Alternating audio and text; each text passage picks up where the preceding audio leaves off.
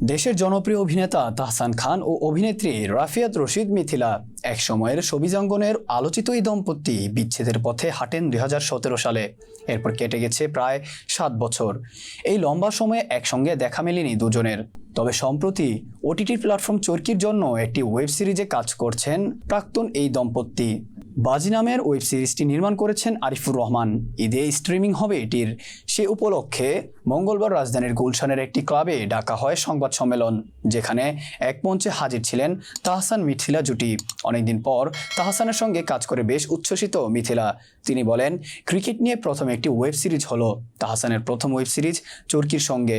সম্মিলিত প্রচেষ্টায় একটি ভালো কাজ করেছি। আশা করি আপনাদের খুব ভালো লাগবে, কারণ কাজ করতে গিয়ে আমাদের বেশ ভালো লেগেছে। অন্যদিকে এই সিরিজে কাজ করতে পেরে উচ্ছ্বাস প্রকাশ করেছেন তাহসান নিজেও। তিনি বলেন, বাজির গল্প দারুণ। ওটিটিতে এমন একটি কাজের মাধ্যমেই যাত্রা হোক, এটাই চেয়েছিলাম। অবশেষে সেটাই হচ্ছে। আশা করি কাজটি দর্শকদের আশাহত করবে না।